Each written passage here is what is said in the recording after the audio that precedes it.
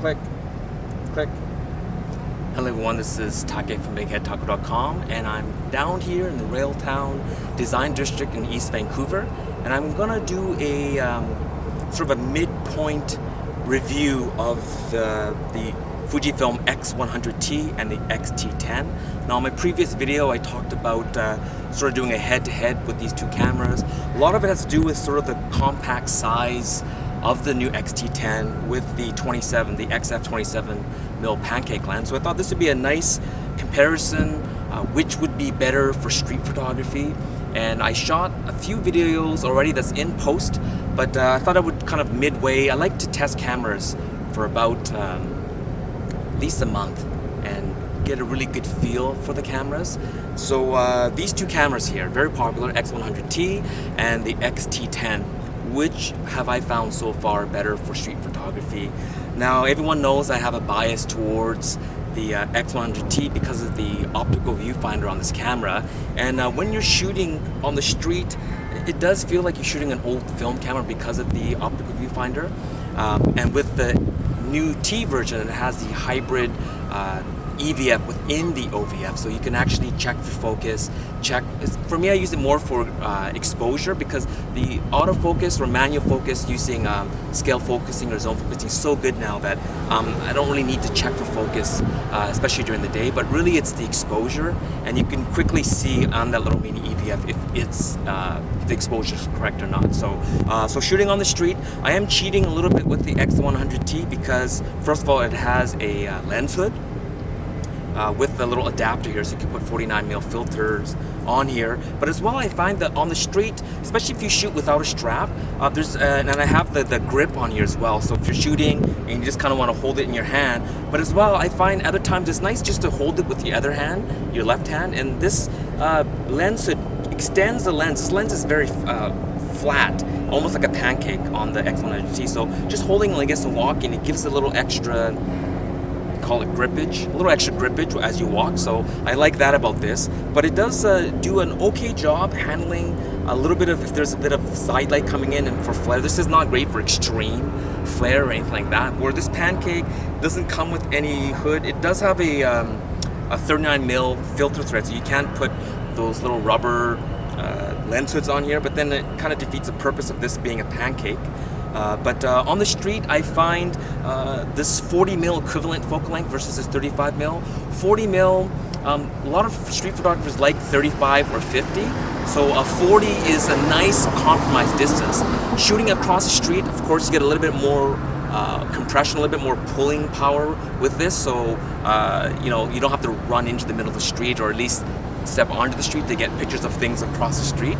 This one you do have to go out a little bit more, but while you're walking on the street, 35 is great because you're not too close to your subject. So sometimes I find with the 40, and I'm used to shooting 28mm equivalent on the Ricoh GR, so 35 is already a little bit closer than I'm used to. With the 40, it feels even closer. So if you're used to shooting 50, then you know this will feel a little bit too far, but if you're used to shooting 35mm equivalent, this will feel a little bit close. So that just comes down to preference. If you got the 40, I think you'll just get used to shooting with the 40, where with the 35, it's probably more of a universal equivalent focal length, and people are used to shooting this. So on the street, I wouldn't say 40 has a better advantage over 35.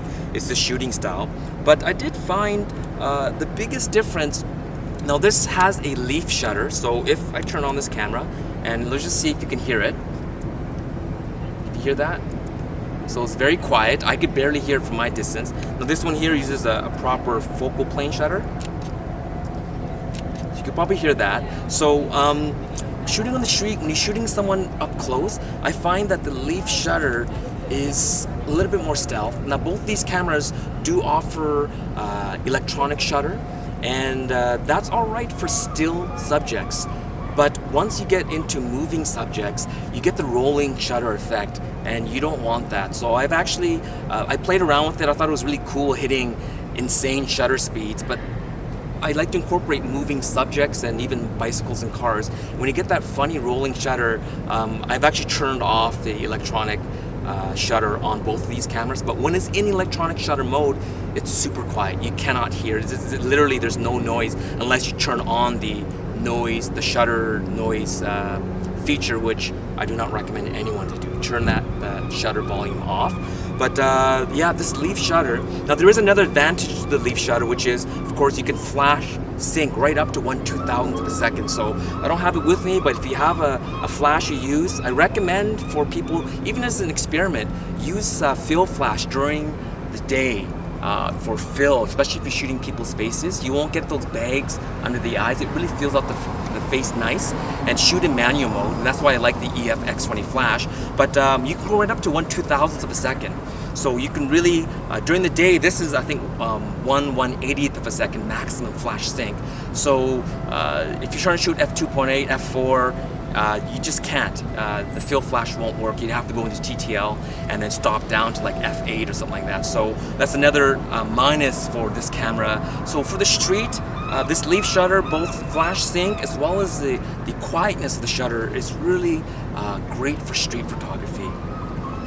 In terms of the shooting, okay, so if you're shooting with the viewfinder, I don't know what it is, but I do find that the electronic viewfinder on the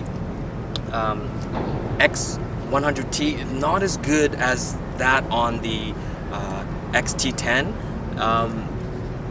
Yeah, definitely the EVF is better. So I like to shoot in OVF mode anyways with this camera. Oh yeah, see now I'm in OVF and it's way cooler. I like it. But this feels better. So if you are an EVF kind of person, I think I mentioned this before, other than like you like the styling of the X100T, the EVF on this is great. So if you like shooting EVF, and as well the LCD is a articulating one, so for street and shooting from the hip, it's great to be able to, so you know, as you're walking and I don't know if this is in the shot or not, but as you're walking, you're shooting, and it looks like you're kind of fiddling with the camera.